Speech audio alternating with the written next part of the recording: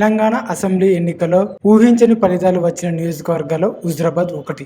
ఓటమి ఎరగని ఈటల రాజేందర్ ను పాడి కౌశిక్ రెడ్డి సూసైడ్ సెంటిమెంట్ తో గెలిచారు. గజ్వేల్లో కేసీఆర్ పై పోటీ చేసి అక్కడ కూడా ఈటల రాజేందర్ అపజయం పొందారు. అలాంటి నేతకు బీజేపీ మళ్లీ ఛాన్స్ ఇచ్చింది. అది కూడా మల్కాజ్గిరి లాంటి నియోజకవర్గం. మల్కాజ్గిరి నియోజకవర్గం దేశంలోనే అతిపెద్ద సెగ్మెంట్. అక్కడ నుంచి పోటీకి చాలా మంది క్యూ లైన్ లో ఉన్న వారందరినీ కాదని ఈటలకు పట్టం కట్టారు. అసలు ఈటల రాజేందర్ కి ఎందుకు ఇచ్చారు? ఈ ప్రశ్నకు సమాధానం తెలుసుకునే ముందు రేసులో ఈటల కాకుండా ఎవరెవరు ఉన్నారో చూద్దాం. మల్కాజ్గిరి టికెట్ బీజేపీలో తొలి నుంచి భారీ పోటీ ఉంది. ఆ రేసులో ఫస్ట్ ఉన్న జాతీయ నేత మురళీధర్ రావు, ఆ తర్వాత మాజీ ఎమ్మెల్సీ రామచంద్రరావు, విద్యా సంస్థల అధినేత మల్క కుమ్రయ్య. మల్కాజ్గిరి ఎంపీ సీటు ఆశించే మల్క కుమ్రయ్య బీజేపీలో చేరారు. కొద్ది రోజుల ముందు వరకు ఈటల పోటీలో ఉంటారన్న ప్రచారమే లేదు. అనూహ్యంగా మల్కాజ్గిరి సీటులో ఈటల పేరును ఫస్ట్ లిస్ట్ లోనే ప్రకటించింది జాతీయ నాయకత్వం. ఈటల రాజేందర్ మొన్నటి అసెంబ్లీ ఎన్నికల్లో 2 చోట్ల ఓడిపోవడం అందరినీ ఆశ్చర్యపరిచింది. ముదిరాజ్ సామాజిక వర్గానికి చెందిన నేత, ముదిరాజుల కోసం ఎంతో చేసిన నేత అయిన ఈటల 2014-2019లోనూ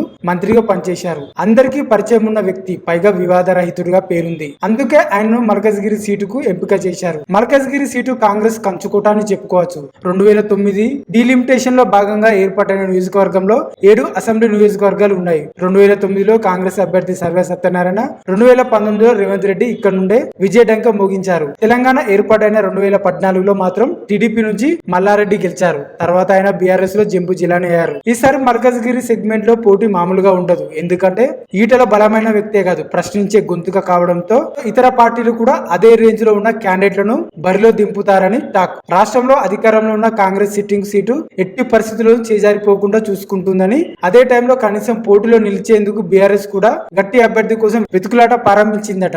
ఈటల లాంటి వివాద రైతుడు, అందరికి బాగా పరిచయం ఉన్న వ్యక్తిని ఓడించడం కోసం పార్టీల వాళ్ళు బాగానే కసరత్తు చేస్తున్నారని వినికిడి. మరోవైపు మల్కాజ్గిరి సీటు తర్వాత ఎక్కువ డిమాండ్ వచ్చిన సెగ్మెంట్ జహీరాబాద్, భువనగిరి. బీజేపీ నుంచి పోటీలో ప్రముఖులు నిలుస్తారని అంతా ఊహించారు.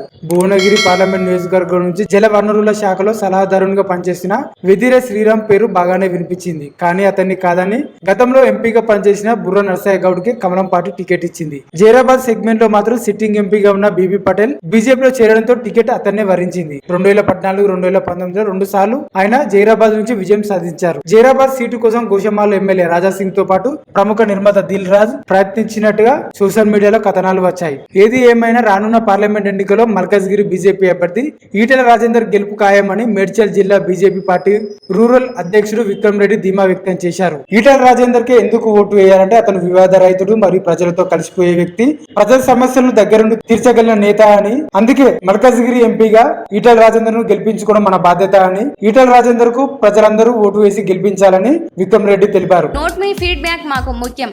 క్రింద కామెంట్ బాక్స్ లో కామెంట్ చేయండి. మా కంటెంట్ నచ్చినా చెప్పండి, నచ్చకపోయినా చెప్పండి. హుందాగా స్పందించండి.